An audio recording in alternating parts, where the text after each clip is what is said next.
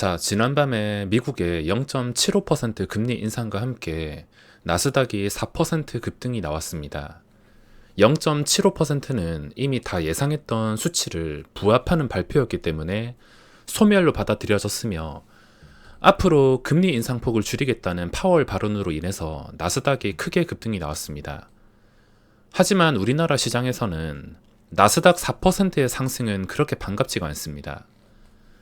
나스닥이 너무 심하게 많이 오르게 된다면 오히려 갭만 띄우고 나서 떨어진 다음에 수급이 꼬인다든지 캔들이 꼬인다든지 다른 요소들이 꼬여가지고 더 어렵게 꼬아버리는 경우가 많기 때문에 나스닥이 올라가는 건 좋은데 그냥 적당히 1% 정도 아니면 소수점 정도 적당히 올라줘야 되는데 4%의 너무 큰 상승은 오히려 부담이 될 수가 있습니다. 지금 증시에서 중요한 것은 더 이상 변동성을 키우지 않는 게 중요하다고 생각합니다. 나스닥이 4%씩 올라가는 건 당연히 올라가지 않는 것보단 좋겠지만 아무렇지 않게 4%를 올린다는 것은 나중에 또 4%만큼 아무렇지 않게 변동성이 또 나오면서 반대로 빼버릴 수 있다는 뜻이 될 수가 있기 때문에 지금은 나스닥이 작년 11월부터 벌써 1년 가까이 변동성이 늘어난 상태인데 언제쯤 과거처럼 진정이 되어서 완벽한 안정을 찾아줄지 걱정이 될 수밖에 없습니다. 증시가 아주 오랜 시간 동안 빠진 뒤에 최근 몇 주 동안 하락이 진정된 상태이긴 하지만 현재 상태에서 예전 2020년처럼 기적을 바라기에는 거래대금도 많이 줄어들고 무엇보다도 최고점이 나온 상태에서 하락이 나왔다는 겁니다. 최고점이 나오지 않았는데 그냥 단순히 거래대금만 줄어들었다면 상승 추세에서 줄어들었다면 언제라도 살려가지고 다시 신고가까지 기대할 수 있는데 이미 이 시점에서 삼성전자를 포함해서 아주 많은 종목들이 신고가가 나온 뒤로 오랜 시간 동안 수급이 꼬여버렸습니다. 이 꼬여버린 것들이 많아서 역시 증시에 대해 경계를 해야 된다는 생각은 변함이 없습니다. 저는 계좌에 예수금을 차곡차곡 쌓는 재미로 주식을 하는 것 같습니다. 제 계좌를 표현하자면 초대박은 없어도 꾸준함과 티끌 모아 태산입니다. 예를 들어서 누적 수익금이 1억이라 하면 여기서 복리의 마법을 기대하는 게 아니라 1억에서 1억 5천 이렇게 수직으로 올라가는 게 아니라 1억에서 1억 10만원, 1억 20만원, 그리고 1억 100만원 이런 식으로 차곡차곡 티끌 모아 태산으로 쌓아가는 게 저한테는 가장 잘 맞는 것 같습니다. 당연히 한 방에 큰 돈을 벌어들이면 좋겠지만 한 방에 벌어들이려면 리스크도 그만큼 많이 부담을 해야 되며 리스크를 부담하게 되면 될수록 스트레스는 더 커질 수밖에 없습니다. 지금 주식으로 큰 돈을 버신 분들도 절대 쉽게 돈을 벌진 않았을 것이고 그 리스크를 부담하는 만큼 엄청난 스트레스를 분명히 겪으셨을 것입니다. 스트레스 커지는 게 가장 참기가 힘들며 그 외에도 한 번이라도 실수를 하면 손절을 잘 했어도 매매 리듬이나 수익금 쌓이는데 타격을 줄 수 있기 때문에 초대박을 포기한 지는 오래되었습니다. 계좌의 수익금을 적게라도 차곡차곡 쌓기 위해서는 주식시장에 매번 새로운 종목과 새로운 상황이 나온다는 것을 알고 내가 먹기 쉬운 자리에서만 적당히 할 줄만 알면 됩니다. 예를 들어가지고 최근에 현대로템이란 종목에서 거래대금과 함께 괜찮은 캔들, 괜찮은 재료가 나왔습니다. 이 괜찮은 상태가 되고 나서 그 뒤에도 눌림목이 아주 강한 다음에 몇 번 시세가 나왔습니다. 물론 저는 조금만 더 내려가기를 바라다가 눌림에서 잡지를 못했지만 어쨌든 간에 이렇게 먹을 상황이 나왔습니다. 대신에 먹을 상황이 나와도 초대박은 아니었습니다. 이날 초반에 사거나 그 전부터 산 게 아닌 이상 그 뒤에 눌림목으로 들어가면 초대박은 없습니다. 초대박은 없지만 제 기준에서 아주 안정적으로 먹을 수 있는 눌림목 스킬이 있기 때문에 초대박은 없지만 이런 상황이 새로 생길 때마다 며칠 동안 수익을 노릴 기회가 생긴다는 겁니다. 며칠 동안 여기서 머물다가 또 새로운 상황이 나온다면 또 그 새로운 상황에서 며칠 머물고, 며칠 머물다가 이제 갈 곳이 없으면은 계속 기다려야 됩니다. 새로운 상황이 나올 때까지. 지금의 새로운 상황은 포스코 케미칼인데 빼먹을 수 있을 때마다 접근을 하고 있습니다. 새로운 상황이 나올 때마다 내가 자신 있는 자리에 붙어서 적당히 먹겠다라 생각을 하면 대박은 아니더라도 꾸준함을 유지할 수가 있으며, 현대로템 같은 경우에 며칠 쉬다가 급등이 나올 수도 있고 제자리로 돌아갈 수가 있습니다. 호재가 좋다 하더라도 안 좋은 요소에 대해서도 생각을 해야 되기 때문에 무조건 잘 될 생각보단 혹시나 안 될 수도 있다, 이 생각을 꼭 해야 되며, 안 되게 될 경우에는 손실을 일단 피할 수가 있습니다. 대신에 잘 되게 되면은 아쉬울 수가 있습니다. 이런 매매는 끝까지 버티는 게 아니라 적당히만 해먹는 것이기 때문에 가끔씩 나오는 몇 배씩 올라가는 초대박을 놓칠 수가 있다는 겁니다. 일동제약도 신고가를 찍을 때 따라 붙어서 이게 끝까지 올라갈지 아무도 알 수 없습니다. 아무도 알 수 없어서 신고가를 찍을 당시에 적당히만 먹고 나와서 만족을 할 수 있어야 됩니다. 올라가는 건 어쩔 수 없지만 최소한 손실은 피할 수 있기 때문에 상황이 만들어질 때마다 며칠 적당히 해먹고, 또 새로운 상황을 기다리고 며칠 적당히 해먹고, 또 요즘에 며칠 적당히 해먹어야 되는 이유가 아무리 뭐 좋은 재료라 하더라도 며칠 있다가 폭락이 나오거나 제자리로 돌아가는 종목들이 상당히 많습니다. 무조건 초대박을 노리고 붙어있기가 참 어렵다는 것입니다. 최근에 현대로템의 좋은 소식에 이어서 포스코 케미칼도 뉴스로 인해서 오늘 거래량이 크게 증가를 했지만 두 종목의 공통점이 있다면 그 전부터 추세가 좋진 않았습니다. 좋진 않고 주가가 가볍진 않습니다. 물론 주가가 무조건 가볍고 시가총액이 작다고 올라가는 건 아니지만 적당이라는 게 있어야 됩니다. 그 적당이라는 것은 뭐 3천억, 5천억, 많게는 1조 정도까지는 충분히 시장에서 급등주의 역할을 할 수가 있는데, 그 구간을 넘어가지고 몇 조 단위가 된다면은 포스코 케미칼은 현재 10조 원입니다.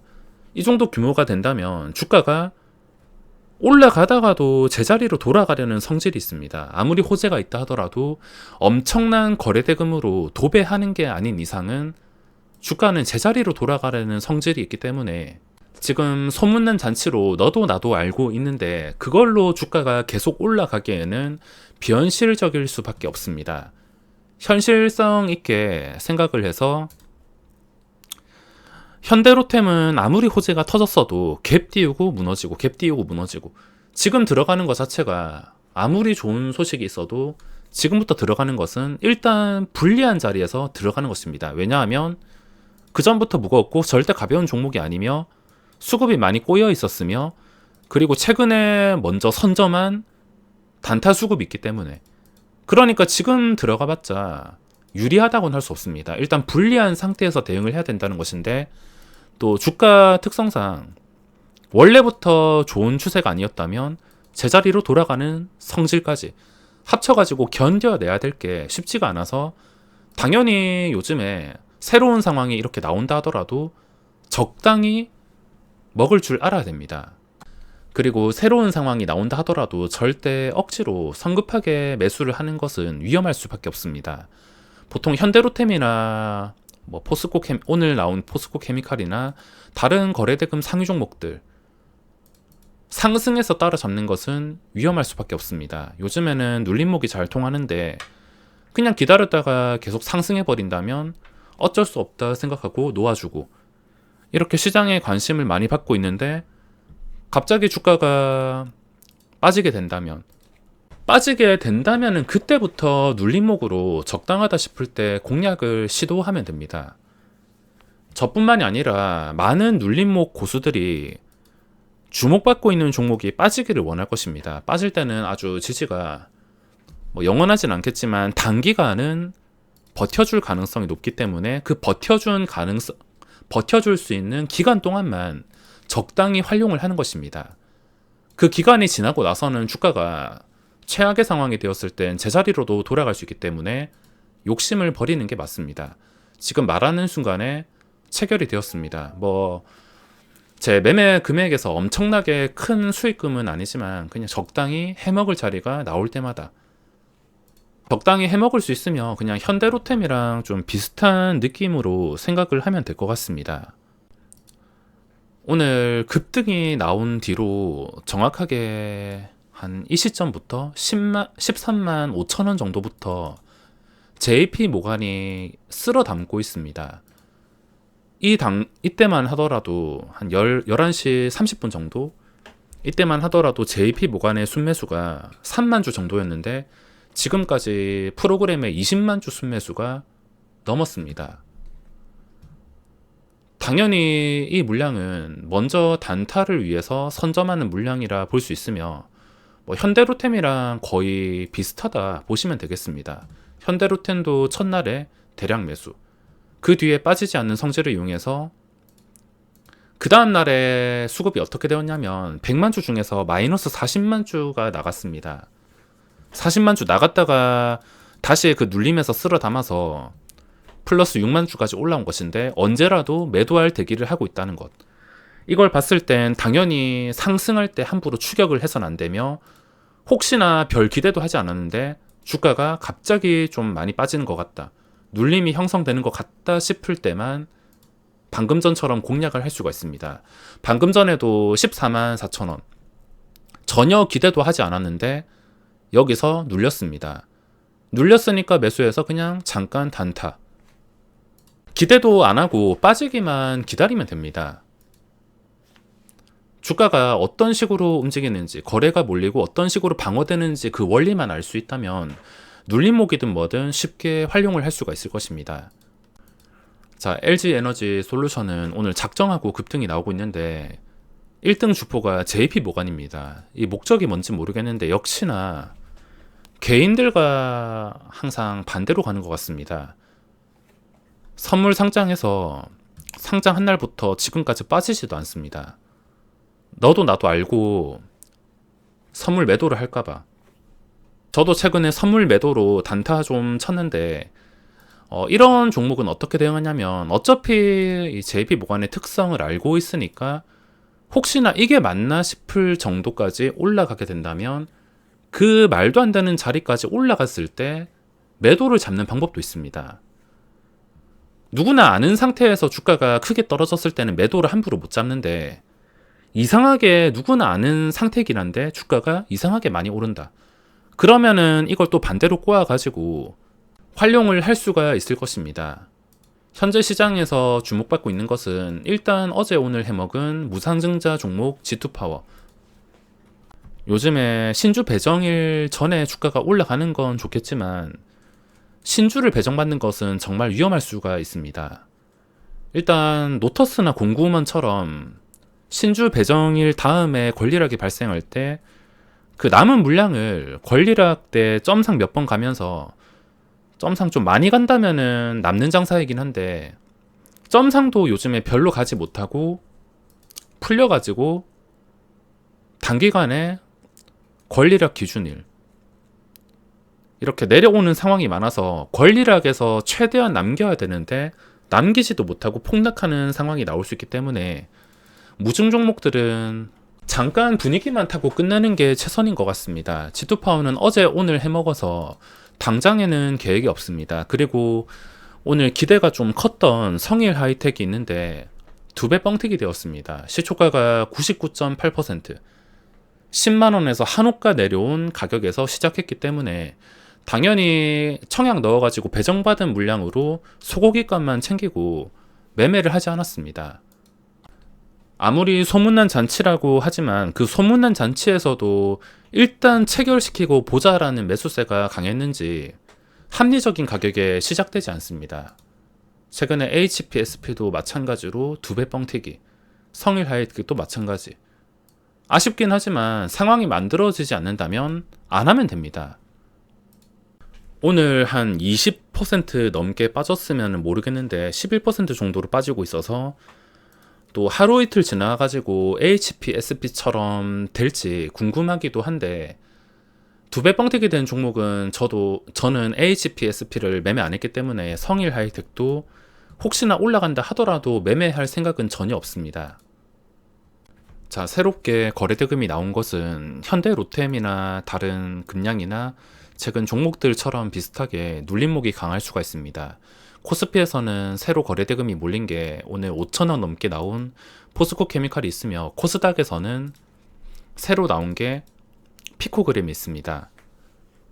그 전에 고점이 52,000원이며 호가 단위가 변화는 5만원 근처에 거래가 되고 있기 때문에 이건 현대로템처럼 다음날에 빠진다고 덥석 줍지는 못하겠지만, 이렇게 요리조리 좀 어지럽게 움직이는 종목은 양봉이 나온 다음에 2거래일 정도는 오히려 눌림목을 하는 게 아니라 지켜보는 게 대응이 더 쉬워질 수가 있습니다. 2거래일 동안 천천히 지켜봤다가 2거래일 캔들이 잘 빠지지 않는다면 어차피 다시 고점을 뚫어주는 그림이 나오기 때문에, 거래대금이 미친듯이 많은 종목은 떨어질 때마다 잡아도 반등할 가능성이 높지만 좀 애매하게 부족하다, 차트는 뭐 괜찮고 자리는 괜찮은데 애매하게 부족하다 싶으면은 양봉이 뜬 다음 2거래일 정도는 여유있게 기다리는 게 좋습니다. 내일 시장도 새로운 상황이 생겨서 바쁠 것 같은데 7월 마지막 시장 잘 마무리하시기 바라며 오늘 영상은 여기서 마무리하겠습니다.